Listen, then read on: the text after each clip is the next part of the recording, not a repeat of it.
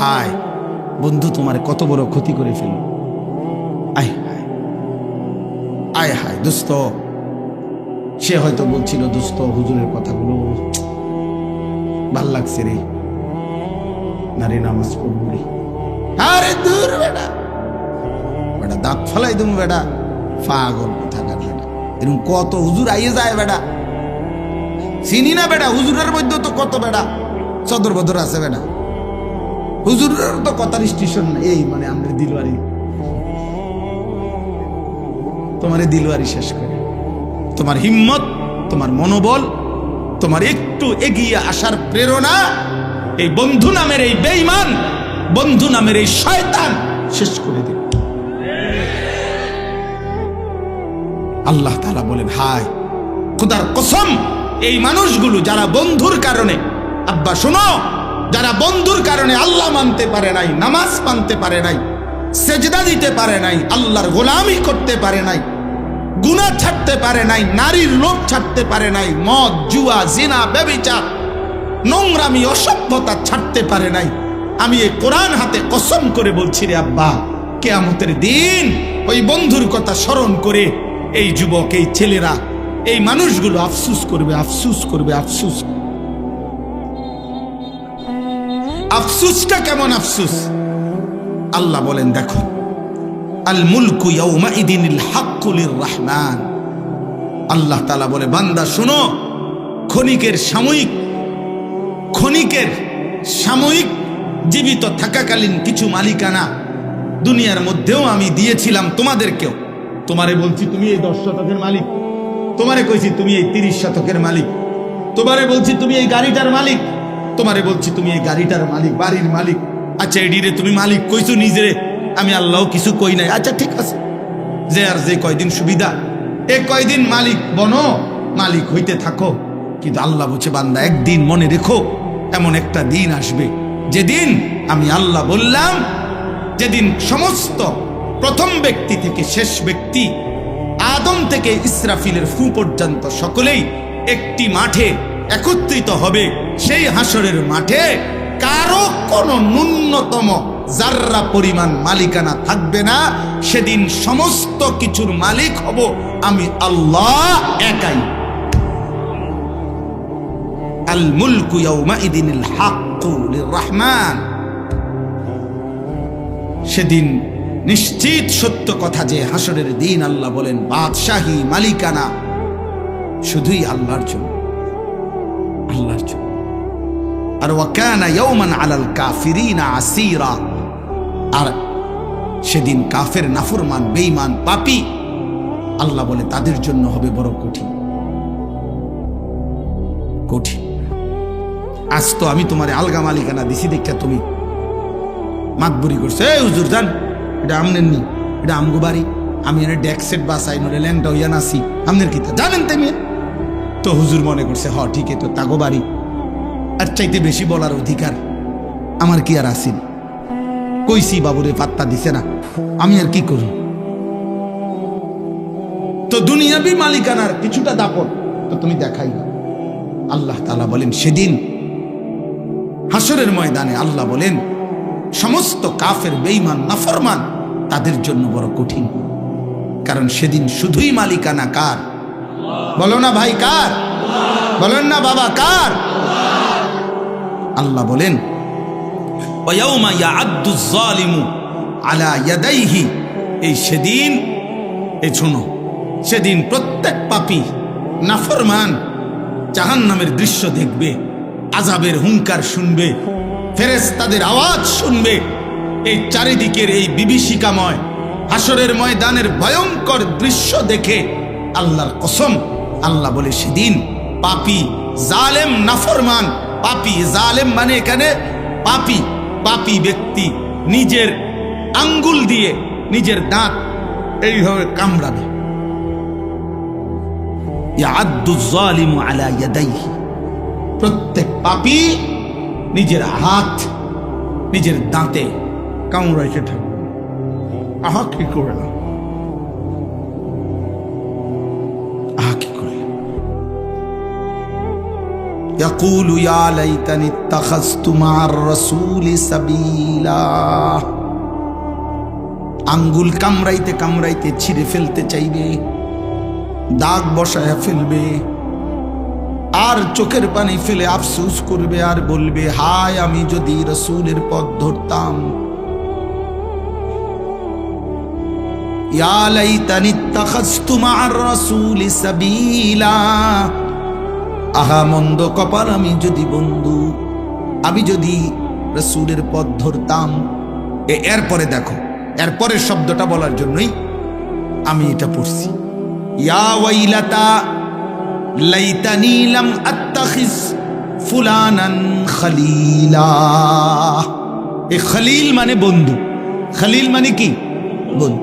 আল্লাহ বলেন প্রত্যেকটা পাপী, খোদার কসম, সেদিন নাফরমান পাপী এই আঙ্গুল কামড়াবে আর বলবে, ইয়া ওয়াইলাতা, হায় আমার আফসোস, লাইতানি, আহা আমি যদি, লাম আত্তাখিজ ফুলানান, অমুককে, অমুককে, এ নাম মনে পড়বে, ওই লম্পটকে, ওই নারী লুবিকে, ওই মদখোর গাঁজাখোর ফুট্টাখোরকে, ওই জুয়ারিকে, ওই মানুষ নামের দুষ্ট শয়তানটাকে আমি যদি খলিলা।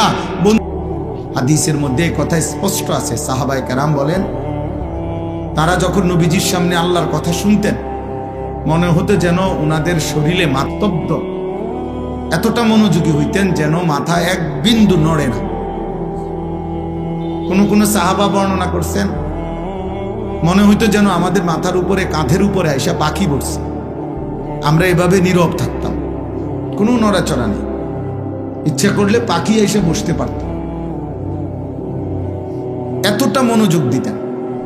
শতভাগ মনোযোগ এবং আন্তরিকতা মানুষ বদলায়। আমার জীবনে আমি এই আল্লাহর দয়ায় কম বেশি যেটুকু ওয়াজের তৌফিক আল্লাহ দিছে, আজ 21 বছর, এই 21 বছরের ভিতরে আমি বহু ছেলে, বহু মানুষ দেখছি, আলহামদুলিল্লাহ মনোযোগী ছিল, কথা শুনছে, ধীরে ধীরে আল্লাহ জিন্দেগি বদলাই দিছে। আর এই অমনোযোগী গাফেল ফালতু মানুষ, এই ফালতুই রয়ে গেছে, বুড়ো হয়ে গেছে, বাঁকা হয়ে গেছে, কিন্তু অসভ্য অভ্যাস এখনো যায় না, বদভ্যাস যায় না, কোনো পরিবর্তন নেই। কেন? কলিজা খুললে দেখা যাবে হৃদয়ে আল্লাহর কথা শুনবার, গ্রহণ করার কোনো মানসিকতাই ছিল না, যার কারণে কোনোদিনও পরিবর্তন হয় না, বদলায় না। একটা 1 বছরের বাচ্চা, সে যদি একটা ছোট্ট পুকুরে পানিতে, একটা 1 বছরের বাচ্চা, মাসুম বাচ্চাও যদি একটা ঢিল মারে, ছোট্ট ঢিল, বাচ্চাটাই ছোট, ঢিলটাও তো ছোটই হবে, এই একটা ছোট্ট ঢিল মারলেও ওই পানিটা একটু হলো নড়ে। আর এটা কেমন মানুষ, খোদার 1 বছরে প্রতিদিন 5 ওয়াক্ত নামাজের আজান হয়, একদিনও 5 ওয়াক্ত নামাজ পড়ে না, এটা কেমন মানুষ? এটা তো আসলে মানুষ না, এটা মানুষ রূপী এক ধরনের জানোয়ার। এটার তো কোনো দিল বলতে কিছু নাই। এই দিল যদি পাথরও হইতো, তাইলেও পাথরের উপরেও যদি কেউ 1 বছর পানি ঢালতো, পাথরটাও নরম হয়ে যেত। 365 দিন খোদার 1 বছরে কোনো দিন ফজরের আজান শোনে না, সে কিসের মানুষের বাচ্চা? এইটা অমানুষ না তো মানুষ? অমানুষটা কি? এটা মানুষরূপী জানোয়ার না তো জানোয়ারটা কি?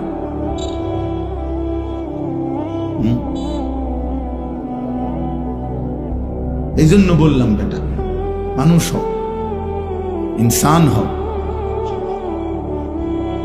আত্ম উপলব্ধি শিখো।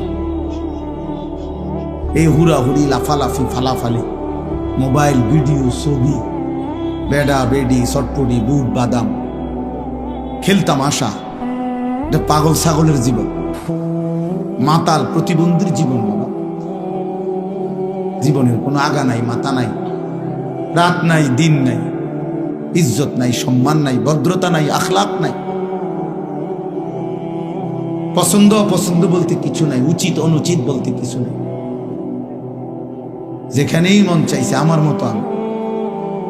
এখানে বয়স্ক বাবা আছে, চাচা আছে, আলেম আছে, দিনদার মানুষ আছে। এখানে আমার এই কাজটা মানাবে কিনা এতটুকু বিবেক বুদ্ধি বিবেচনা বোধ অনেকের ছেলে পেলে তোমাদের মধ্যে নাই। তুমি তোমার মতোই চলতেছ। তোমার চুল, তোমার চেহারা, একজন ভাবা উচিত একজন আলেম দেখলে কি মনে করবে, একজন বয়স্ক বাবা চাচা দাদারা দেখলে কি মনে করবে, মা চাচিরা দেখলে কি মনে করবে। তোমার মুখের এই বিশ্রী গালি, মাত্র 14 বছর 16 বছর বয়সে এমন নোংরা গালি, এক বন্ধু আরেক বন্ধুকে দেয়, কুত্তাও এমন কথা কয়। এটা বন্ধুত্ব হলো? বন্ধু আবার বন্ধুরে গালি দেয় কেন? বন্ধু আবার বন্ধুর ফাঁসা লাথি দেয় কেন? বন্ধু আবার বন্ধুর বোনকে নিয়ে অসভ্য কথা বলে কেন? কিভাবে সম্ভব? যদি মানুষ হইতো। এজন্য ভাইয়া মনে রাখো বাবা, যে যেখান থেকে আসো ভাই, জীবনের অর্থ কিন্তু শুধু উপভোগ না, জীবনের অর্থ শুধু উল্লাস না। জীবন মানে উপভোগ, জীবন মানে লজ্জাস্থান না, যে লজ্জাস্থানের চাহিদা পূরণ শাহওয়াত, এরই নাম জিন্দিগি? না না, এটা জীবন না, এটা কোনো মানুষ না। মানুষ তাকে বলে বিবেক বুদ্ধি যার কাজ করে, উপলব্ধি যার আছে, পার্থক্য শক্তি যার মধ্যে আছে। অর্থাৎ এটা সত্য, এটা মিথ্যা, এটা উচিত, এটা অনুচিত, এটা করণীয়, এটা বর্জনীয়, এটা হালাল, এটা হারাম, এটা আদেশ, এটা নিষেধ। এই পার্থক্য শক্তি, এটা মা, একে দেখা যাবে, এটা আমার বোন, একে দেখার অনুমতি আছে, এটা আমার স্ত্রী, একে দেখার অনুমতি আছে, এটা ভিন নারী, এটা অন্য মহিলা, আমার দেখার অনুমতি নাই। এই পার্থক্য শক্তি যার মধ্যে আছে। এটা আমার উপার্জনের টাকা, এটা নেওয়া জায়েজ আছে, এটা সুদের টাকা, এটা নেওয়া আমার জন্য জায়েজ না। এই যে পার্থক্য শক্তি, হালাল হারাম, এটা কুকুর, এটা খাওয়া জায়েজ না, এটা ছাগল, এটা গোশত খাওয়া জায়েজ আছে। এই যে পার্থক্য, এইটুকু শক্তি খোদার কসম যার মধ্যে নাই, এই বিবেচনা বোধ, পার্থক্য শক্তি, অমানুষ জানো। আমি বল পরে জানোয়ার বলে। আরো যদি ভয়ঙ্কর বলতে হয় তো এই আচরণ কুত্তার আচরণ। এই জন্য নিয়ম হলো, বইতে আছে, কুকুর যেই কোনো ফেলে দেওয়া জিনিসে মুখ দেয়। কুত্তার স্বভাব, যেই কোনো ফেলে দেওয়া জিনিস মুখ দেয়। তাহলে তোমরা যারা যেই কোনো নারী দেখো, তোমার জন্য এটা হালাল না হারাম তার কোনো বাস বিচার নেই। মুসলমান না কাফের, হিন্দু না বৌদ্ধ, ইহুদি না খ্রিস্টান, এত কিছুর দরকার নাই। আমি সব দেখি, আমি এই স্বভাব কুকুরের স্বভাব। কিতাবে আছে, আমরা পড়ছি, বাঘের স্বভাব। বাঘ প্রাণীর মধ্যে সে কখনো এমনি ফেলে রাখা গোশত মুখ দেয় না। জঙ্গলের বাঘ নিজের শিকার করা গোশত ছাড়া সে খায়। এটা তার আত্মমর্যাদা, আত্মসম্মান, এটা তার প্রেস্টিজ। এই জন্য আমি এটা কখনোই আহামরি কিছু মনে করি। অনেক ছেলে হইছে, কম হইছে, বেশি হইছে, অনেক মানুষ হইছে, না হইছে, হইলেই কি না হইলেই কি, হইলেই কি আর না হইলেই কি। আমি তো এটা ইয়াকিনের সাথে বিশ্বাস করি, একজনের কাছে আল্লাহর কথা বললে সওয়াব হয়, সওয়াব হয়।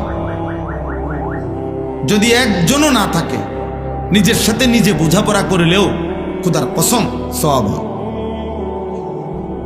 আমি যদি আমার সাথেও বোঝাপড়া করি, ওয়ালতানজুর নাফসুম মা কদ্দামাত লিগাদ, এটা কোরআনের আয়াত। আল্লাহ বলে প্রত্যেক প্রত্যেকটা প্রাণ প্রত্যেকেই পৃথক পৃথক। লক্ষ্য করো, হিসেব করো, আজ দুনিয়া থেকে আগামীকালকের আখিরাতের জন্য তুমি কি পাঠিয়েছ, তুমি তোমার লগে হিসাব করো। তাহলে বোঝা গেল, আমি যদি আমাকে নিয়েও বলি, আমি যদি আমার হিসাব করি, আজ 5 ওয়াক্ত নামাজ জামাতে পড়ছি কয়টা, জামাতে পড়ি নাই কয়টা, প্রথম রাকাত তাকবীর উলা পাইলাম কয়টায়, পাইলাম না কয়টায়। অতএব আমি আজকে এশার নামাজ 1 রাকাত পাইছি, এখন ওইখানে উজু করে যাইতে যাইতে দেরি হয়ে গেছে।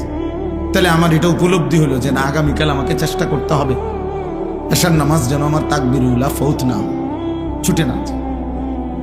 তাহলে আমি যদি আমার সাথেও বোঝাপড়া করি, এটাও নেই, এটার মধ্যেও সওয়াব আখিরাত। হাসিবু ক্বাবলা আন তুহাসাবু। আল্লাহর নবী সাল্লাল্লাহু আলাইহি ওয়াসাল্লাম বলছেন, আপনারা বসেন, বসলে ভালো হবে দোস্ত, বসলে ভালো হবে। নওজোয়ান ভাই তোমরা একটু আগায় বসো, এই 1 বিঘত জায়গা, 1 বিঘত প্রত্যেকে আগায় বসো, সওয়াব হবে। তোমার আসার দ্বারা একজনও যদি বসতে পারে পিছনে, তোমার নেকি হবে। আমি বললাম যে কষ্ট করবেন আপনি ওর পুরা নেকিটাও আপনি পাবেন, সওয়াব হবে ইনশাআল্লাহ। মাশাআল্লাহ মাশাআল্লাহ। যার যার মোবাইল হেফাজত করেন, না না এটা জরুরি, মোবাইল হেফাজত করো ভাই, সামানের হেফাজত এটা জরুরি। তো বলতেছিলাম, আমি এটাই বলতে চেয়েছিলাম, রাসূলুল্লাহ সাল্লাল্লাহু আলাইহি ওয়াসাল্লাম বলছেন, হাসিবু ক্বাবলা আন তুহাসাবু। আল্লাহ তোমার হিসাব নেওয়ার আগে উম্মত তুমি তোমার হিসাব, তোমার হিসাব তুমি কর, তুমিই তো বুঝো কোনটা হালাল কোনটা হারাম, কোনটা আদেশ কোনটা নিষেধ। আল্লাহর নবী সাল্লাল্লাহু আলাইহি ওয়াসাল্লাম বলছেন, আল হালালু বাইয়িন ওয়াল হারামু বাইয়িন। নবীজি বলছেন, উম্মত আমি হালাল যা স্পষ্ট বলেছি, হারাম যা স্পষ্ট বলেছি, কোন কিছু আমি রাসূল 1 বিন্দু অস্পষ্ট অগোছালো আমি রেখে যাইনি। তারাকতুকুম মুহাজ্জাতান বাইদা। আল্লাহর নবী সাল্লাল্লাহু আলাইহি ওয়াসাল্লাম বলেন, সকালের সূর্য যখন আলোকিত হয়, ফর্সা সূর্য যখন পূর্ণ উঠে, এমন একটা সূর্য যেই সূর্যের আলোতে 1 বিন্দু মেঘ, বৃষ্টি, আবসা, অন্ধকার, কুয়াশা কিচ্ছু নাই, একদম ফকফকা, মানে কোনো স্পট নাই আলোর মধ্যে, একদম পূর্ণ আলো। আল্লাহর নবী সাল্লাল্লাহু আলাইহি সাল্লাম বলেন, 23 বছরে উম্মত আমি ইসলাম নামে এমন একটা আলোর সামনে তোমাদেরকে রেখে গেলাম,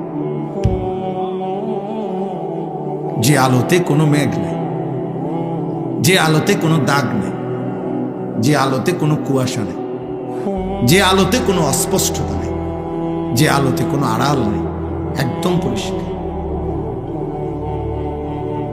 জীবন চলার প্রত্যেকটা বাঁকে আমি নবী সাল্লাল্লাহু আলাইহি সাল্লাম এভাবে বলে গেছি, কোনো বিষয় অস্পষ্ট, অগোছালো, অপরিষ্কার, অপরিচ্ছন্ন, দুর্বোধ্য, কঠিন বলে যায়নি, সব ক্লিয়ার করে গেছে। লাইলুহা কান্নাহারিহা।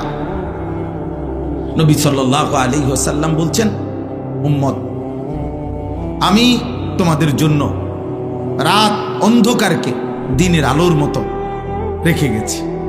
অর্থাৎ গভীর রাতে একাকিত্বে যত রকমের প্রয়োজন মাসআলা হইতে পারে, জরুরত, সব আমি বলে গেছি। মানুষের টয়লেট বাথরুম একাকী বিষয়, টয়লেট বাথরুমের বিষয়টা, মানুষের রাত্রিবেলার ঘুম তার একটা পৃথক অন্ধকারের বিষয়, মানুষের স্বামী স্ত্রীর সম্পর্ক গোপন বিষয়। আল্লাহ নবী সাল্লাল্লাহু আলাইহি ওয়াসাল্লাম বলেন, সেই কথাগুলো আমি শতভাগ স্পষ্ট বলে গেছি, অস্পষ্ট রাখিনি, একদম পরিষ্কার বলছি। দুনিয়ার বাজার, ব্যবসা, লেনদেন, রাষ্ট্র, রাজনীতি, ঘর, সমাজ, যেমন আমি পরিষ্কার বলছি সব বিষয়, একাকী, একান্ত, ব্যক্তিগত, পারিবারিক, স্বামী স্ত্রী, অথবা শুধুই তোমার বিষয়, তাও বলেছি। কোন পাও দিয়া বাথরুমে ঢুকবা, কোন পাও দিয়া বের হবা, বাথরুমে ঢুকে পরনের লুঙ্গি, প্যান্ট, পায়জামা কখন খুলবা ওইটা পর্যন্ত নবী বলে গেছে। কয়টা ঢিলা ব্যবহার করবা, টয়লেট পেপার, নবীজি বলে গেছে। শীতকালে ঢিলা ব্যবহার করবা সামনের দিক থেকে পিছন দিকে, না পিছন দিক থেকে সামনের দিকে, গরমকালে কোন দিক থেকে, আমি রাসূল সাল্লাল্লাহু আলাইহি সাল্লাম নবীজি তাও বলে গেছে, তাও বলে গেছে। এভাবে শিখাইছেন, এভাবে উম্মতের কাছে একটা সুতা অস্পষ্ট রেখে যান। দুর্ভাগ্য উম্মত, বিশেষ করে নওজোয়ান, যখন শিখার সময়, যখন নিজেকে গড়ার সময়, যখন নিজেকে সাজানোর সময়, তখন তোমরা লাওয়ারিসের মতো, কে মা, কে বাবা, কে আল্লাহ, কে রাসূল, কে সৃষ্টিকর্তা, কে বানাইলো, কোত্থেকে আসলা, কে কেন বানাইলো, কেউ তোমার উপরে কোনো দায়িত্ব দিছে কিনা, তোমার কোনো করণীয় আছে কিনা, কিচ্ছু।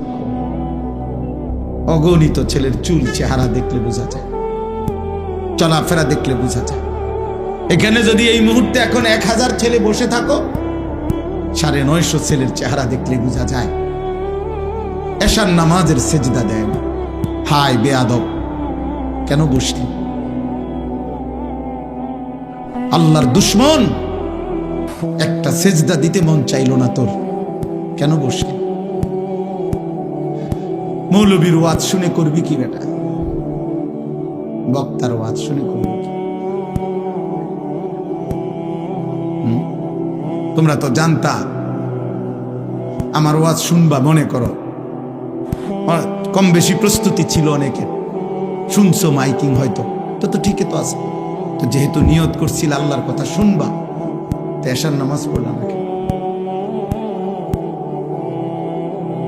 এশার নামাজ পড়লাম নাকি? ছি ছি ছি ছি বেটা, তোদের যাদের কপালে এশার নামাজের সেজদা নাই, এক ওয়াক্ত না, থু তোর কপালে বেটা, থু তোর কপালে, যা বেটা তুই বেটা, মন চাইলে উঠে চলে যাবে। নির্লজ্জ, বেহায়া, দুশ্মন, আল্লাহর দুশ্মন বেটা তুই, নবীর দুশ্মন বেটা, মায়ের কলঙ্ক বেটা তুই বাবার অপমান, তুই তোর মায়ের দুধের বেইজ্জতি, মায়ের গর্ভের অপমান বেটা। মুসলমানের সমাজে মুসলমানের কলঙ্ক বেটা তোমরা। তোদের মা তোকে আল্লাহ চিনাইতে পারে নাই, তোদের বাবা তোকে আল্লাহ চিনাইতে পারে নাই, চারিদিকের এত মসজিদ তোদেরকে আল্লাহ চিনাইতে পারে নাই, প্রতি ওয়াক্ত নামাজের আযান তোদেরকে আল্লাহ চিনাইতে পারে নাই, এত মাহফিল তোদেরকে আল্লাহ চিনাইতে পারে নাই, এত আলেম তোদেরকে আল্লাহ চিনাইতে পারে নাই, আল্লাহর কোরআন তোদেরকে মালিক চিনাইতে পারে নাই। মানুষের বাচ্চা হলি কেমনে বেটা?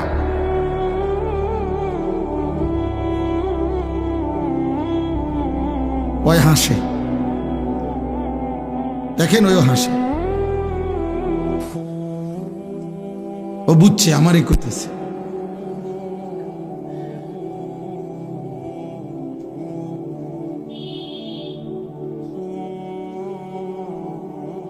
এই জন্য লজ্জা থাকলে বেটা, রক্তে যদি মুসলমানের রক্ত থাকে, এখন উঠে গিয়ে নামাজ পড়ে আয় বেটা, যা বেটা। বেহায়া মুসলমান হয়ে গেল কেমনে? কোনোভাবেই। আরে কিসের স্লোগান? 2-3টা হুঙ্কার, 2-3টা জোর আওয়াজে কথা বললেই আমরা এখান থেকে বৈশা ইউরোপ আমেরিকারে ধমক দিয়ালাম, এত সহজ হয়ে গেছে। হ্যাঁ, নাস্তিক মুরতাদ এত সহজেই বয়ে পড়ে যায়। অথচ তারা বাংলাদেশে যারা ইসলাম বিরোধী, যারা মুরতাদ নাস্তিক, যারা ইউরোপের গোলাম, তারা অল্প বেটা, সংখ্যালঘু, তারা সংখ্যাগরিষ্ঠ আমরা মুসলমান। কিন্তু আমরা তাদেরকে ধর্মবিদ্বেষী বলতে পারলাম না, ওরা আমাদেরকে সংখ্যাগরিষ্ঠ মুসলমানের বাংলাদেশে ওরা আমাদেরকে জঙ্গি বলে চালায় দিল।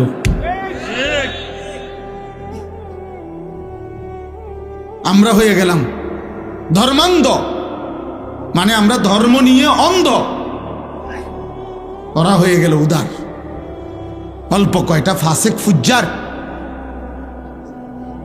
অল্প কয়টা নাস্তিক, নাস্তিকের দোসর।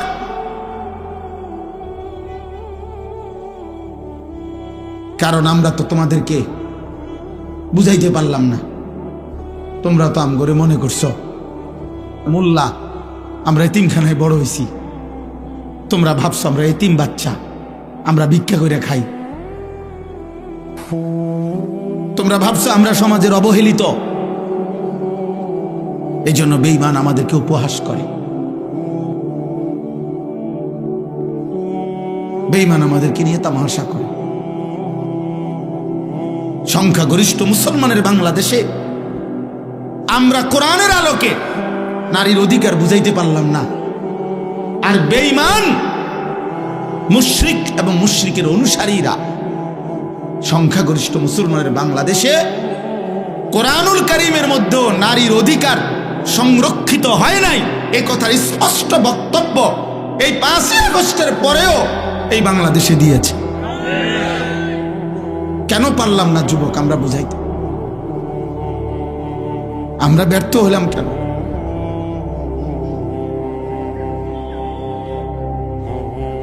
এ জাতির সংখ্যাগরিষ্ঠ মুসলমান, অথচ আমরা প্রত্যেকের জবান দিয়ে আল্লাহর কোরআন তেলাওয়াত করাইতে পারলাম না কেন? বলো, আমরা হেরে গেলাম কেন? তোমরা বলো, এখানে যারা বসছো তোমরা তো সবাই আলহামদুলিল্লাহ মুসলমান আব্বা, কিন্তু এখানে তোমরা দাঁড়ায় বলো, এক পাশে দাঁড়ায়, যে তোমরা আল্লাহর কোরআন পড়তে পারো না। দেখে দেখেও শুদ্ধ কোরআন শরীফ পড়তে পারবে না একটা পৃষ্ঠা। এই পরিমাণ মানুষের মুসলমানের সংখ্যা এই মুহূর্তে এখানে বেশি নাকি কম? তোমাদের বিবেক তোমরা দেখা বলো। তাইলে বলো বাস, আমরা হেরে গেলাম কেন? আমরা ব্যর্থ হয়ে গেলাম কেন?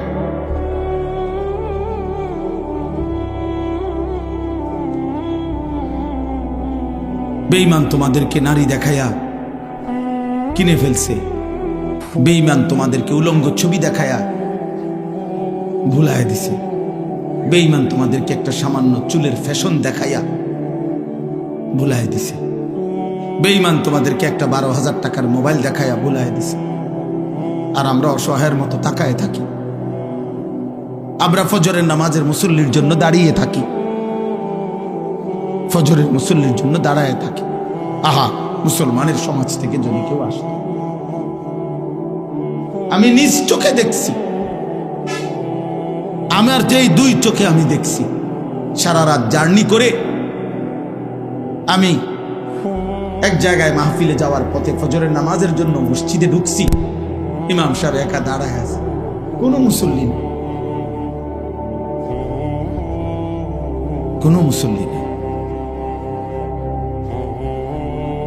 তাইলে মহল্লা তো মুসলমানের মহল্লা। ইমাম সাহেব বেচারা অপেক্ষমান, যদি কেউ আসে দয়া করে, যদি কেউ দয়া করে আসে। আহ,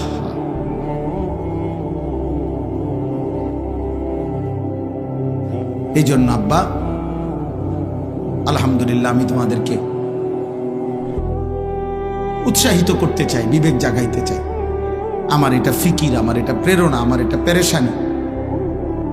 আমি এই অস্থিরতা নেই। আমি আসলে আলাদা কোনো আমারে কেউ যুবকদেরকে বলতে হবে এমন কোনো রাষ্ট্রীয় দায়িত্ব দেয় নাই, এমন কোনো হুজুরও আমারে কেউ দায়িত্ব দেয় না। কসম খোদা কেউ বলেন আমারে আনুষ্ঠানিকভাবে কোনো অফিসিয়াল লিডার কোনো আমারে মন্ত্রণালয় দিছে না কেউ যে আপনার দায়িত্ব যুব মন্ত্রণালয়। আপনার দায়িত্ব কিশোর মন্ত্রণালয়, আমারে কোনো এমন কিছু কেউ বলে না। আমি তো এমনি বয়ান করতাম, কিন্তু কেন জানি আমি হৃদয় থেকে, অন্তর থেকে আমার হৃদয়ে এটা উপলব্ধি হয়েছে বলতে বলতে আল্লাহর ইচ্ছায়। তো এখন সবাই বলে আমি যুবকদের জন্য বেশি বলি না কম বলি, আমি এও বুঝি না, আমি জানি না। বাকি আমার বলা আমি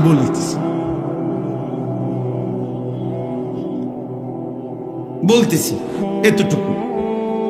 কিন্তু আমার অনুরোধ তোমাদের কাছে হাত জোড় করে, এখনো আলহামদুলিল্লাহ মুসলিম কিশোর যুবক ব্যাপক পরিমাণ প্রচুর আছে, এবং যুবকের শরীরে আল্লাহ প্রদত্ত শক্তি, খোদার কসম, শক্তি বলতে যেটুকু, সকল শক্তি, শরীরের শক্তি, হাতের শক্তি, ব্রেনের শক্তি, বিবেকের শক্তি, চোখের শক্তি, কানের শক্তি, জিহ্বার শক্তি, বুকের শক্তি, পায়ের শক্তি, লজ্জাস্থানের শক্তি, সমস্ত শক্তি পূর্ণ মাত্রায় আল্লাহ সৃষ্টিকে যা দিয়েছেন তা যুবককেই আল্লাহ তাআলা পূর্ণ দিয়েছেন। এটা আল্লাহ কোরআনে বলছে, সুম্মা লিতাবলুগু আশুদ্দাকুম। আল্লাহ বলেন আমি তোমাদেরকে পূর্ণ শক্তিতে শিশু অবস্থা থেকে পৌঁছিয়ে দিয়েছি, মানে যৌবনে। তাফসীরে আছে আল্লাহ বলছে মানুষের হায়াতকে আমি তিনটা অবস্থা ভাগ করছি। প্রথম দুর্বল, তারপরে শক্তি, তারপরে দুর্বল। প্রথম দুর্বল শিশুকাল, দ্বিতীয় শক্তি যৌবনকাল, তৃতীয় দুর্বল বৃদ্ধকাল। আল্লাহ তাআলা বলছেন আমি মানুষের জীবন তিন ভাগে ভাগ করছি, এর মধ্যে শক্তি বলতে যেটুকু দিছি সেটা যৌবনকাল। শিশুকাল তাও দুর্বল, বৃদ্ধকাল তাও কি দুর্বল। করলে কিছু এখনই কর, ভাবলে কিছু এখনই ভাব। এখন ভাবনাও পরিষ্কার, চিন্তাও করতে পারবা ফ্রেশ। 60 বছরের বুড়া মিয়ার ভাবনা শক্তিও কমে গেছে। 70 বছরের চাচার বিবেক বুদ্ধিও কমে গেছে। আগের মতো মনে রাখতে পারে না, আগের মতো চিনে না। কোরআনুল কারীমের মধ্যে আছে আল্লাহ তাআলা বলেন অমিনকুম মান ইউরাদ্দু ইলা আরজালিল উমর লিকাইলা ইয়ালামা মিন বাদি ইলমিন শাইআ। আল্লাহ তাআলা বলেন আমি আল্লাহ অসংখ্য ব্যক্তিকে জীবন চলার পথে একেবারে নিষ্কর্মা, অক্ষম, অসহায়, বৃদ্ধ বানিয়ে ফেলি। কতটা বৃদ্ধ? আল্লাহ বলেন একটা সময় আমি কাউকে কাউকে এমন বৃদ্ধ বানাই যেই বৃদ্ধ হয়ে গেলে সে আর একটি বিষয়ের জ্ঞানও তার আর থাকে না। কোরআন শরীফে লিকাই লা ইয়ালামা মিন বাদি ইলমিন শাইআ। গত 60 বছরে সে জানতো যা 70 বছরে যা জানতো আজ আর কিছুই জানে, আজ আর কিছুই কি নাই মনে নাই। আমার আম্মার বয়স 75 বছর, আজ আর কিছুই বোঝে। আমার মা ক্লাস 4-এ পড়ছে, 4র্থ শ্রেণী। এই 4র্থ শ্রেণী পড়ুয়া মায়ের আলহামদুলিল্লাহ ফিকিরে, মেহনতে সংসারটা মা কষ্ট করে আব্বার সাথে, আমরা 5 ভাই 3 বোন, আলহামদুলিল্লাহ 8 জন ভাই বোনকে দিন শিখাইছে। 5 ভাই আলেমে দিন হয়েছে। এই ক্লাস 4 পড়ুয়া মারফুত আমি। আমার আম্মা 5 পাস করে না। তো আমি বুঝাইলাম, সেই মা এখন কিছু বুঝে, বয়স হয়ে গেছে। আমাদের আল্লামা মুফতি আমজাদ হুসাইন সাহেব, গতকালকে আমি ওনার বাড়ির মাহফিলে বয়ান করছি। গত রাতে ওনার ঘরে খানা খাইছি, মানে ওনার গ্রামের বাড়ি মনোহরগঞ্জ। তো ওনার আব্বারে দেখছি কালকে, অসুস্থ বৃদ্ধ, এমনি তাকায় রয়েছে। একটা শব্দ একটা শব্দ কইতে পারে না, কথা একটা শব্দ কিছুই কইতে পারে না।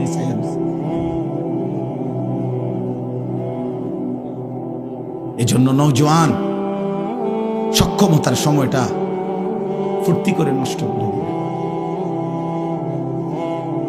গড়বার সময় নষ্ট হয়ে গেল। গাছটা মাত্র উঠতেছিল, এই সময় ভাঙ্গা দিল। ডালটা মাত্র মোটা হইতেছিল, এই সময় ডালটা ভাঙ্গা দিল। গাছটাও আজকে 12 বছরে হয়তো সাইডে একটা ছোট্ট কাঠি, ছোট্ট চিকন একটা বাঁশ দিয়া পানি দিয়া বারবার পাতা ছিঁড়া মোটামুটি যখন সোজা হয়েছিল তখন ভেঙে গেল। এক বাবা হয়তো 6 বছর, 8 বছর, 12 বছর, 10 বছর আদর যত্ন করে তিল তিল করে ধরে রাখছিল। আজ 12 বছরে তুমি কিছু অসৎ বন্ধু, চরিত্রহীন কিছু লম্পট বেহায়া বন্ধুর খপ্পরে পড়ে আহা, তুমি বাবার হাত থেকে ছুটে গেলে, মায়ের হাত থেকে ছুটে গেল, তুমি কোরআন থেকে ছুটে গেলা, তুমি ভালো মানুষের হাত থেকে ছুটে গেলে, বন্ধুদের খপ্পরে হারায় গেলা, অসৎ চরিত্রবানদের কাছে হারায় গেলা, মোবাইলের নর্তকীর ভিতরে ডুবে গেলা, অশ্লীল ছবির মধ্যে হারায় গেলা। একদিন আল্লাহ যদি নারাজ হয়, এই কোরআনে আছে কসম, প্রিয় ভাই, প্রিয় বন্ধু, আল্লাহ বলছে কেউ যদি উল্টো পথে চলে, আমি যদি কোনোদিন সিদ্ধান্ত নিয়ে ফেলি, আর কোনোদিন আমি আল্লাহ তাকে ফেরাবো না। কসম আল্লাহর, একের খোদার কসম। নুওয়াল্লিহি মা তাওয়াল্লা ওয়া নুসলিহি জাহান্নাম। আল্লাহ বলে আমার বন্ধুর বিরুদ্ধাচরণ যে করতে থাকে, আমার প্রকৃত ইমানদার মুমিন যেই পথে চলতে থাকে, এই উল্টো পথে যে চলে, ومن يشاقق الرسول من بعد ما تبين له الهدى ويتبع غير سبيل المؤمنين نوله ما تولى ونصله جهنم। আল্লাহ বলেন আমার রাসূলের বিরুদ্ধাচরণ যে করবে, আমার ইমানদার মুমিনদের যেই পথ তার উল্টো পথে যে চলবে, একদিন সত্যি সত্যি আমি আল্লাহ তারে উল্টো পথেই চালাবো। ওয়ানুসলিহি জাহান্নাম, উল্টো পথেই একদিন জাহান্নামে ফেলে দেব।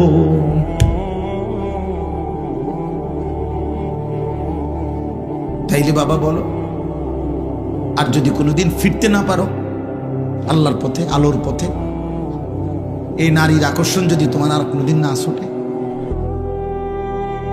জিনাবে বিচারের এই দৃশ্য দেখা, এই অসভ্য, এই নষ্ট চরিত্র যদি আর কোনোদিন না বদলায়, হ্যাঁ, আমি তো এমন বুড়া মানুষ দেখছি, কসম খোদা, এমন বুড়া মানুষ হতে দেয়, একবারে বুড়া বেকা হইয়া গেছে, বুড়া এমন ডাকাত, একটা সেজদা দেন। আর আমি সবাইরে বলতেছি না, আমি নিজে দেখছি, আমার মহল্লাতে আছে। আয় হায়, আয় হায়, 70 বছরের বুড়া চাচা আর কোনদিন আখেরাত মনে করে, আখেরাত মনে করে। আল্লাহ যদি না ফিরায়, আমরা হাজার ওয়াজ বেটা, আমি বক্তা না বেটা, বাংলাদেশের সমস্ত বক্তা যদি বাইটা পাউডার বানাইও খাওয়ায়, আল্লাহর কসম, আল্লাহর কসম, আল্লাহর কসম, হেদায়েত চূড়ান্ত ফয়সালা আমাদের কারো হাতে না, শুধুই কেবল আল্লাহর হাতে, আল্লাহর হাতে, আল্লাহর হাতে। আমরা শুধু বলে যাই, আমরা ফেরিওয়ালা, যে শুধু পণ্যের ঘোষণা দিতে থাকি, যে রবের কথা বলতে থাকি, আসমানওয়ালার কথা বলতে থাকি, বলতেই আছি, বলতেই থাকি, কিন্তু ফয়সালা করে কে? আল্লাহ। আমাদের নবী সাল্লাল্লাহু আলাইহি ওয়াসাল্লামের হাতে অসংখ্য লোক কালেমা পড়ে মুসলমান হয়েছে কিনা? কথা বলে না তো, তা আবু তালেব হলো না কেন? নবীজির আপন চাচা, উনি তাইলে নবীর হাতে কালেমা পড়ল না কেন? মূলত ফয়সালা তাইলে কোথায়? আবু জেহেলের ঘর, এই গোটা মক্কার আল্লাহর ঘর, কাবা ঘরের সর্বপ্রথম, কাবা ঘরের পরে প্রতিবেশী হিসাবে সর্বপ্রথম ঘর যার? আবু জেহেলের ঘর। কাবার পরে, আল্লাহর ঘরের পরে কারো ঘর এতটা কাছে ছিল না, আবু জেহেলের ঘর ছিল কাবার প্রতিবেশী, প্রথম ঘর। এখনো এই বাথরুম টয়লেট ওইখানে হাজি সাহেবরা পেশাব পায়খানা করে ওইখানে গিয়া তো এই ঘর দেখলেই বোঝা যায় আল্লাহর ঘরের পরে প্রথম ঘর কাবার, প্রথম ঘর কাবার পরে আবু জেহেলের ঘর। কিন্তু আসমানওয়ালা বলছে এত কাছে থেকেও আমি হেদায়েত দেব না। তো পাইছে হেদায়েত হযরতে বেলাল।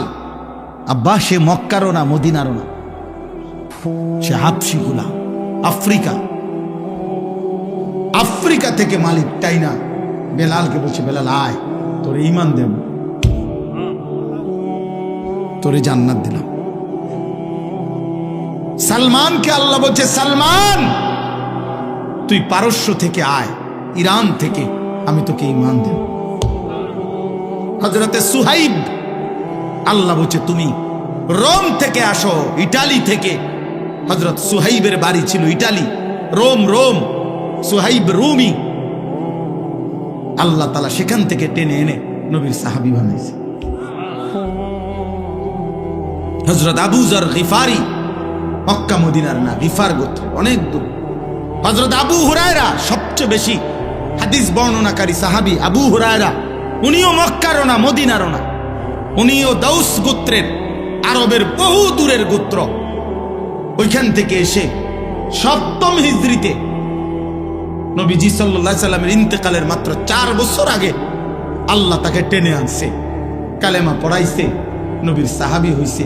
4টা বছর বলছে আমার বন্ধুর সাথে তুই লাইগা থাক আবু হুরায়রা, আমি তোকে পৃথিবী চমকায় দেব। 4 বছরের সোহবতার সান্নিধ্যে নবীর আজ পৃথিবীর সকলেই জানে সবচেয়ে বেশি হাদিস বর্ণনাকারী সাহাবী। 23 বছরের সাহাবী গরো পিছে হালাই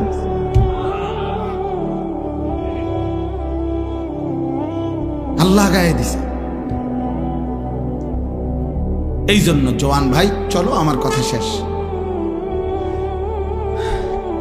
আমি একটা ছেলেকে একটা বাবাকে বুঝাইতে চাই, আমাদের কারো জন্য ইসলাম আটকাবে না, আখেরাত আটকাবে না, আমাদের জন্য না। কোরআন আমাদের কাছে মুখাপেক্ষী না। আল্লাহ তাআলা সেদিন বুঝাইছে বন্ধু, যে কয়জন লোক লাগবে ইসলামের বিজয়ের জন্য আমি নেব, আপনি দাওয়াত দেন, লোক নিমু আমি, হেনতে নিমু না হেনতে নিমু, এটা আমি বুঝবো। বুঝেন নাই কথা? মক্কার থেকে নেমু না মদিনার থেকে নেমু, না ইরান থেকে নেমু না ইউরোপ থেকে নেমু, এটা আমি বুঝবো। লোক নেব আমি, লোক নেব আমি। কিন্তু আপনি দাওয়াত দেন, আপনি বলেন, আপনি নিজস্ব সিদ্ধান্তে ফয়সালা দিতে পারবেন না, হেদায়েত দিতে পারবেন। এই জন্য আমরা তোমাদেরকে আল্লাহর হাওয়ালা করছি। তোমরা আলহামদুলিল্লাহ অনেক যুবক, তোমরা আমার এটারে অনুরোধ, আমি কোরআন হাতে ধরে বলি, তোমরা আমার এটারে জনপ্রিয়তা মনে করো না। আমি ব্যক্তিগতভাবে কোন দল পার্টির সাথে আমার কোনো সম্পৃক্ততা নেই, কাজে আমার কোনো জনপ্রিয়তার দরকার নেই। আমি আবারও বলি, আমি জনসমর্থন চাচ্ছি না, আমার এটা লাগবে না, লাগবে না। আমার আনবার জন্য ওরা মোটরসাইকেল নিয়ে গেছে, অনেকগুলো ছেলে, বহুত মহব্বত করেই গেছে, আমি জানি, আশা করেই গেছে, কমপক্ষে 20-25টা মোটরসাইকেল, অসম্ভব। তবে একটা ছেলে দাঁড়ায় থাকলে আমি যাইতাম। যে ছেলে আমার আগায় দিতে কইছে, ওই আমার গাড়ি তুলতে চাইছে, আমি বলছি না, তুই আমার নাম গাড়িতে নাম, তোমার লোক যাইতাম। পরে গাড়িতে নামাই দিছে, পরে আলাদা বলবো অটো না সিঞ্জি দিয়েছে, ও খবর না, তোমার লোক যাইতাম। আমি হুলস্থুল দিয়ে করুন কি? আল্লাহ তাআলা সমস্ত যুবকদেরকে কবুল করেন। এখানে আমি যে আয়াতটা পড়ছি, এবার এই আয়াতের তর্জমাটা বলি। কোরআনুল কারীমের মধ্যে আছে, এই 19 নম্বর পারা 25 নম্বর সূরা, সূরায়ে ফুরকান। এই সূরার কয়েকটা আয়াত আমি পড়ছি, 26, 27, 28, 29, এই 4টি আয়াত। সংক্ষেপ কথা হলো, রাসূলুল্লাহ সাল্লাল্লাহু আলাইহি সাল্লাম যখন মক্কায় কালেমার দাওয়াত দিতেন, তখন মাঝে মধ্যে কেউ কোনো কাফের কালেমা পড়তে চাইতো, একেবারে পুরো প্রস্তুতি নিয়ে লাইতো মানসিকভাবে, না মুহাম্মদের কালেমা গ্রহণ করবো, একেবারে মানসিক রেডি হইয়া, মনে করেন জবান দিয়া সম্মতি দিত, ওয়াদা দিত, আচ্ছা মুহাম্মদ আমি আইতেছি বা এই কিছুক্ষণের মধ্যে, বা আমি একটু সময় দাও আমারে, আমি কালেমা পড়ব। পুরা আমি বুঝছি বিষয়টা, আমি নিয়ত করছি, মানছি। কিন্তু দুর্ভাগ্য হলো বন্ধু নামের এই সমবয়সী অথবা ওদের সাথে যে কাফেররা বন্ধুরা চলতো, যখনই যে এই বন্ধুদের খপ্পরে পড়ছে, একটু দেরি করছে, কোরআনুল কারীমের মধ্যে আছে বারবার এই কাফের বন্ধুরা সহ যারা সমবয়সী একসাথে চলে ফিরে, এই দুশ্মনরা এরকম অগণিত ব্যক্তিকে কালেমার থেকে বঞ্চিত করে দিয়েছে। যে অসম্ভব কথা দোস্ত, আজ এত বছরের বন্ধুত্ব, এক লগে চলে ফিরি বেটা, এক লগে মদ খাই, এক লগে নেশা করি, এক লগে গাঞ্জা খাই, আমরা এক লগে নারী দেখি, ছবি দেখি, উলঙ্গ দৃশ্য দেখি। তোর যতবার যা লাগে আমি ব্যবস্থা করে দেই, তুই আমারে ব্যবস্থা করে দেস। আমার মোবাইলে চার্জ না থাকলে তোরটা দিয়ে দেখি, তোরটা না থাকলে তুই আমারটা দিয়ে দেখো। এইভাবে আমাদের মধ্যে একটা বন্ধুত্ব, আমাদের মধ্যে ফ্রেন্ড, আমাদের মধ্যে এই সম্পর্ক। আজ বন্ধুত্ব ছেড়ে দিবি? এতদিনকার সম্পর্ক দোস্ত ভুলে যাবি? এইগুলা যখনই বলতো অগণিত ব্যক্তি, আহা, এই বন্ধুত্বের আবদার রক্ষা করতে গিয়ে কোরআনে আল্লাহ বলছে ওরা ঈমান গ্রহণ থেকে বিরত থাকত, বিরত হইত, ঈমান গ্রহণ করতে আর পারে নাই। আল্লাহ তাআলা কোরআনুল কারীমের এই আয়াতগুলোতে ওই মানুষগুলোকে সতর্ক করছে। এই দোস্ত শোনো ছেলেরা, আমার এটা বলার উদ্দেশ্য আছে। আমি এটা আইসা আমার আগে তারা তো খেয়াল করে এনে এটা নাম দেখে করছি, আয় এই জন্যই করছি।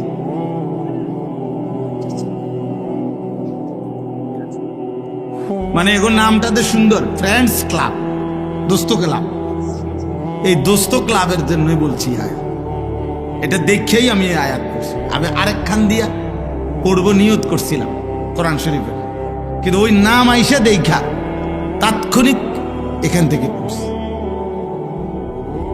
ফ্রেন্ডসের জন্য। তো আমার ভাই, আমার বন্ধু, আল্লাহ তাআলা তাদেরকে মনে করাই দিছে যে হায় বন্ধু, তোমার কত বড় ক্ষতি করে ফেলল। আয় হায়, আয় হায় দোস্ত। সে হয়তো বলছিল, দোস্ত হুজুরের কথাগুলো ভাল লাগছে রে, নারী নামাজ পড়বি। আরে দূর বেটা, বেটা দাঁত ফালাই তুমি বেটা, পাগল কথা কার বেটা।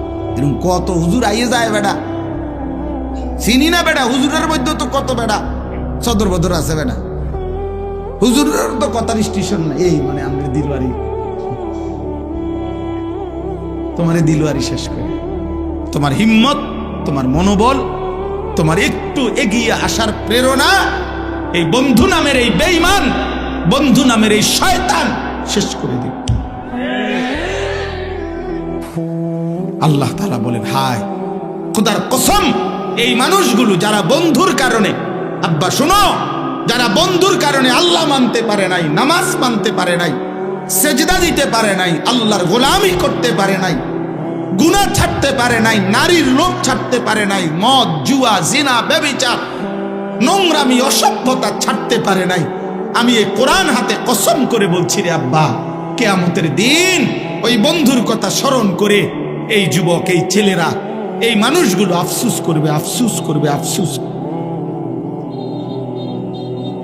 আফসোসটা কেমন আফসোস? আল্লাহ বলেন, দেখো, আল মুলকু ইয়াউমাইদিনিল হাক্কু লির রহমান। আল্লাহ তাআলা বলে, বান্দা শোনো, ক্ষণিকের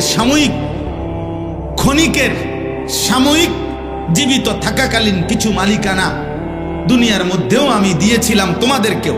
তোমারে বলছি তুমি এই 10 শতকের মালিক, তোমারে কইছি তুমি এই 30 শতকের মালিক, তোমারে বলছি তুমি এই গাড়িটার মালিক, তোমারে বলছি তুমি এই গাড়িটার মালিক, বাড়ির মালিক। আচ্ছা এডিরে তুমি মালিক কইছো নিজেরে, আমি আল্লাহ কিছু কই নাই। আচ্ছা ঠিক আছে, যে আর যে কয়দিন সুবিধা, এ কয়দিন মালিক বনো, মালিক হইতে থাকো। কিন্তু আল্লাহ বলছে, বান্দা একদিন মনে রেখো, এমন একটা দিন আসবে যেদিন আমি আল্লাহ বললাম, যেদিন সমস্ত প্রথম ব্যক্তি থেকে শেষ ব্যক্তি, আদম থেকে ইসরাফিলের ফু পর্যন্ত সকলেই একটি মাঠে একত্রিত হবে। সেই হাসরের মাঠে কারো কোনো ন্যূনতম জাররা পরিমাণ মালিকানা থাকবে না। সেদিন সমস্ত কিছুর মালিক হব আমি আল্লাহ একাই। আল মুলকু ইয়াউমাইদিনিল হাক্কু লিররহমান। সেদিন নিশ্চিত সত্য কথা যে হাসরের দিন আল্লাহ বলেন বাদশাহী মালিকানা শুধুই আল্লাহর জন্য, আল্লাহর জন্য। আর ওয়াকানা ইয়াওমান আলাল কাফিরিনা আসীরা। আর সেদিন কাফের, নাফরমান, বেঈমান, পাপী আল্লাহ বলে তাদের জন্য হবে বড় কঠিন, কঠিন। আজ তো আমি তোমারে আলগা মালিকানা দিছি দেখটা তুমি মাতবুরি করছো, এই হুজুর জান এটা আমনের নি, এটা আমগো বাড়ি, আমি এনে ডেক্সেট বাসাই নরে ল্যাংটা হইয়া নাসি, আমনের কি তা জানেন তেমি? তো হুজুর মনে করছে হ ঠিক তো তাগো বাড়ি, আর চাইতে বেশি বলার অধিকার আমার কি আর আসেন? কইছি বাবুরে পাত্তা দিছে না, আমি আর কি করব? তো দুনিয়াবি মালিকানার কিছুটা দাপন তো তুমি দেখাই। আল্লাহ তাআলা বলেন সেদিন হাসরের ময়দানে আল্লাহ বলেন সমস্ত কাফের, বেঈমান, নাফরমান তাদের জন্য বড় কঠিন। কারণ সেদিন শুধুই মালিকানা কার? বলো না ভাই কার? বলেন না বাবা কার? আল্লাহ বলেন ওয়ায়াউমা ইয়াআদ্দুয যালিমু আলা ইয়াদাইহি। এই সেদিন, এই শোনো, সেদিন প্রত্যেক পাপী, নাফরমান জাহান্নামের দৃশ্য দেখবে, আযাবের হুঙ্কার শুনবে, ফেরেশতাদের আওয়াজ শুনবে। এই চারিদিকের এই বিভীষিকাময় হাসরের ময়দানের ভয়ঙ্কর দৃশ্য দেখে আল্লাহর কসম আল্লাহ বলে সেদিন পাপী, জালেম, নাফরমান, পাপী, জালেম মানে এখানে পাপী, পাপী ব্যক্তি নিজের আঙ্গুল দিয়ে নিজের দাঁত এইভাবে কামড়াবে। ইয়াআদ্দুয যালিমু আলা ইয়াদাইহি। প্রত্যেক পাপী নিজের হাত নিজের দাঁতে কামড়াইতে থাকবে। আহা কি করলাম, আহা কি করলাম। ইয়াকুলু ইয়া লাইতানি ইত্তাখাযতু মা'আর রাসূলি সাবিলা। আঙ্গুল কামড়াইতে কামড়াইতে ছিঁড়ে ফেলতে চাইবে, দাগ বসায়া ফেলবে, আর চোখের পানি ফেলে আফসোস করবে আর বলবে হায় আমি যদি রাসূলের পথ ধরতাম। ইয়া লাইতানি ইত্তাখাযতু মা'আর রাসূলি সাবিলা। আহা মন্দ কপাল আমি যদি, বন্ধু আমি যদি রাসূলের পথ ধরতাম। এরপরে দেখো, এরপরে শব্দটা বলার জন্যই আমি এটা পড়ছি। ইয়া ওয়াইলাতা লাইতানি লাম আত্তাখিজ ফুলানান খলিলা। এ খলিল মানে বন্ধু, খলিল মানে কি? বন্ধু। আল্লাহ বলে প্রত্যেকটা পাপী, খোদার কসম, সেদিন নাফরমান পাপী এই আঙ্গুল কামড়াবে আর বলবে ইয়া ওয়াইলাতা, হায় আমার আফসোস, লাইতানি, আহা আমি যদি, লাম আত্তাখিজ ফুলানান, অমুককে, অমুককে, এ নাম মনে পড়বে, ওই লম্পটকে, ওই নারী লুবিকে, ওই মদখোর, গাঁজাখোর, ফুট্টাখোরকে, ওই জুয়ারিকে, ওই মানুষ নামের দুষ্ট শয়তানটাকে আমি যদি খলিলা বলতাম, বন্ধু না বানাইতাম, বন্ধু না বানাইতাম, তাইলে তো আজ আমিও জাহান্নাম থেকে বাইচা যেতাম। এই আমার কথা শেষ। লাকাদ আদাল্লানি আনি যিকরি বাদা ইজ জাআনি। এই দেখো ভাই, লাকাদ আদাল্লানি আনি যিকরি বাদা ইজ জাআনি। সে তখন আফসোস করবে আর বলবে আহারে আমার আল্লাহর পক্ষ থেকে তো হেদায়েত আমার কাছে আসছিল, আমগো গ্রামের মসজিদে তো আজান হইতো, আমগো বাড়িতে তো দেখছি কোরআন শরীফ রাখা ছিল, আমার মাও তো কইছে আমি মুসলমান, আমার বাবাও তো বলছে আমি মুসলমান, আমাগো গ্রামে কত হুজুর, কত আলেম, কত ইমাম, কত বক্তা, তারাও তো চিৎকার করে করে বলছিল, আমার আল্লাহর দিকে ডাকছিল। কিন্তু আদাল্লানি, বন্ধু নামের ওই চরিত্রহীন, বন্ধু নামের এই শয়তান ওয়েনা আমারে পথভ্রষ্ট করে দিন। ও না আমারে বরবাদ করে দিল। আহা, আমি তো এমন ছিলাম না।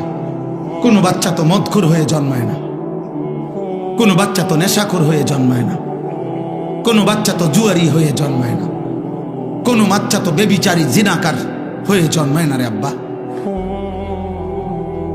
কোনো বাচ্চা তো উলঙ্গ ছবি দেখতে দেখতে বড় হয় না। বন্ধু নামের কোনো হাইওয়ান, বন্ধু নামের কোনো শয়তান ওরে নারীর আসক্ত বানাইছে, মদের আসক্ত বানাইছে, জুয়ার আসক্ত বানাইছে। নাউযুবিল্লাহ, নাউযুবিল্লাহ। ওয়া কানা আশ-শাইতানু লিল ইনসানি খাযুলা। শয়তান প্রতিনিয়ত মানুষকে পদস্খলন করতে চায়, আল্লাহর থেকে ফিরাইতে চায়। তোমরা মনে রেখো। অতএব আমার ভাই, এই নবীনগর নবীপুর ফ্রেন্ডস ক্লাব, আজকে আমি যে কয়জন তোমরা এখন উপস্থিত এখানে ফ্রেন্ডস ক্লাবের সদস্য, তোমাদের কাছে আমার একটা অনুরোধ, তোমরা হয় এক সাইডে দাঁড়াও, নয়তো হাত তোলো। যারা যারা এই ক্লাবের সদস্য, যারা আছো দাঁড়িয়ে থাকলে দাঁড়াও, দাঁড়ানো আছো, আর নয় বসা থাকলে দাঁড়াও। দাও এই সাইডে, দাও এই সাইডে, দাও ওই সাইডে।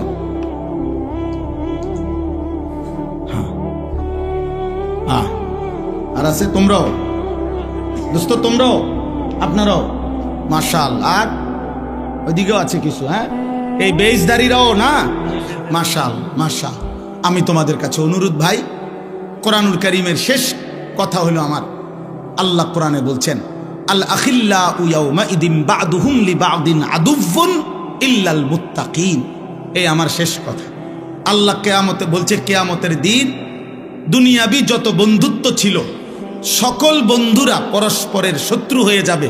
একমাত্র মুত্তাকিন যারা একজন আরেকজনকে গুনাহ থেকে বাঁচানোর উদ্দেশ্যে অথবা নেক আমলে অভ্যস্ত করার উদ্দেশ্যে যাদের মধ্যে বন্ধুত্ব ছিল, খোদার কসম আল্লাহ বলে তারা আখিরাতে হাসরের ময়দানেও বন্ধু থাকবে।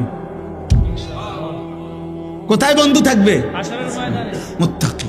এবং আরো মজার কথা হইল, আল্লাহ সেদিন বলবে উদখুলুল জান্নাতা আনতুম ওয়া আজওয়াজুকুম তুহবারুন। আল্লাহ বলে যদি বন্ধুত্বটা তাকওয়ার ভিত্তিতে হয়, যদি বন্ধুত্বটা গুনাহ ত্যাগের ভিত্তিতে হয়, যদি বন্ধুত্বটা আল্লাহর ইবাদতের ভিত্তিতে হয়, খোদার কসম আল্লাহ বলছে, আল্লাহ নিজে ডাক দিয়ে বলবে, হে আমার মুত্তাকি বান্দারা, তোমরা প্রত্যেকেই তোমাদের তাকওয়ার বন্ধু জীবন চলার পথে যারা ছিল, বন্ধুদেরকে সাথে নিয়ে খুশি চিত্তে জান্নাতে ঢোকো। অতএব আমি তোমাদের কাছে ওসিয়ত করে গেলাম, আর কোনো দিন যদি আমি বলতে না পারি, তোমরা কমপক্ষে বলো যে তোমাদের এই ফ্রেন্ডস ক্লাব, তোমাদের এই বন্ধু ক্লাব, তোমাদের এই দোস্ত ক্লাব ইমানের বন্ধুত্ব, বলো ইনশাআল্লাহ। তাকওয়ার বন্ধুত্ব, বলো ইনশাআল্লাহ। গুনাহ থেকে ফেরাবো আমরা ইনশাআল্লাহ, আল্লাহর দিকে ডাকবো আমরা ইনশাআল্লাহ, বলো নওজোয়ান ইনশাআল্লাহ। একটা একটা যুবককে ফিরাইবা, বলো ইনশাআল্লাহ। ফজরের নামাজের জন্য প্রয়োজনে হ্যান্ড মাইক কিনা দুয়ারে দুয়ারে ফজরের নামাজের জন্য ডাকো ইনশাআল্লাহ। দেখবা ফজরের মুসল্লি বাড়বে, ফজরের যুবক বাড়বে, ফজরের কিশোর বাড়বে, মাহাদির সৈনিক বাড়বে, শহীদ শরীফ ওসমান হাদির উত্তরসূরি আবার তৈরি হবে, বাংলার আকাশে কালেমার পতাকা উড়বেই উড়বে ইনশাআল্লাহ, ইনশাআল্লাহ, ইনশাআল্লাহ।